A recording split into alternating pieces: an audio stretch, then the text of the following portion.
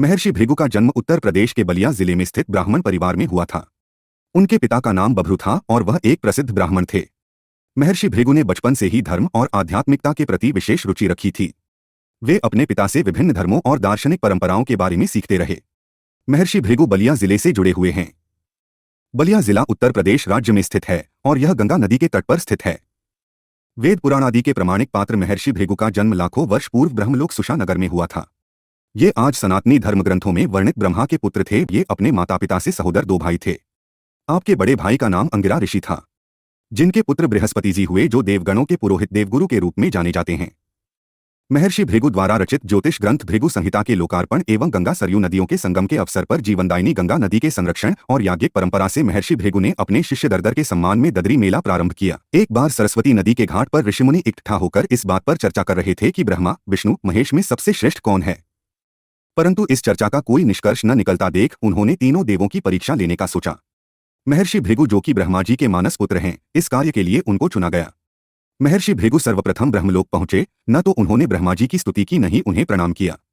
यह देख ब्रह्मा जी क्रोधित हो गए और क्रोध की अधिकता से उनका मुख लाल हो गया। परंतु यह सोचकर कि भृगु जी उन्हीं के पुत्र हैं, उन्होंने अपने क्रोध को अपने विवेक से दबा लिया। वहां से महर्षि भृगु ने कैलाश की ओर प्रस्थान किया। देवाधिदेव महादेव भृगु को आता देख प्रसन्न होकर अपने आसन से खड़े हुए और उनको गले से लगाने के लिए भुजा फैला दी, किंतु भृगु तो उनकी परीक्षा लेने आए थे। भृगु ने उनका आलिंगन अस्वीकार कर दिया और कहा, हे शिव, आप हमेशा ही धर्म की मर्यादा का उल्लंघन करते हैं। दुष्ट पापियों को आप तो सुलभता से वरदान दे देते हैं, परंतु उसके बाद वो पूरी सृष्टि को परेशान कर देते हैं, इसलिए मैं आपका आलिंगन कदापि नहीं करूंगा। उनकी बात सुनकर भगवान शिव क्रोध से तिलमिला उठे। उन्होंने त्रिशूल उठाकर भृगु को मारना चाहा, किंतु सती बीच में आ गईं, जिससे उनका क्रोध शांत हो गया।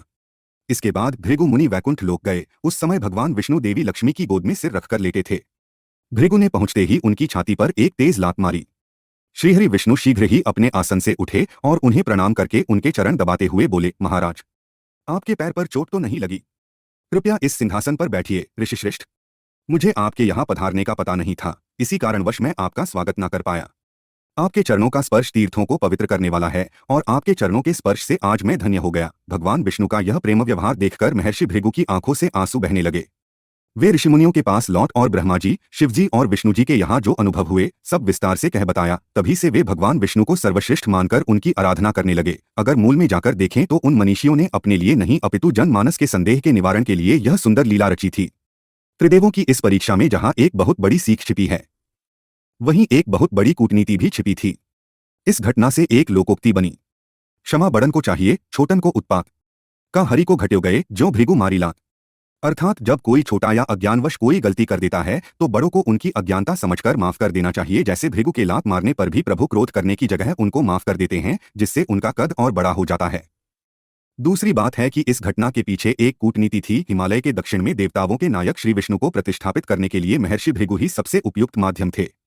उनकी एक पत्नी दैत्यकुल से थी तो दूसरी दानव कुल से थी और उनके पुत्रों शुक्राचार्यों, त्वष्टा में विश्वकर्मा तथा भृगुकक्ष, गुजरात में च्यवन तथा गाधीपुरी, वर्तमान बलिया में भृगु के पुत्र ऋचिक का बहुत मान सम्मान था।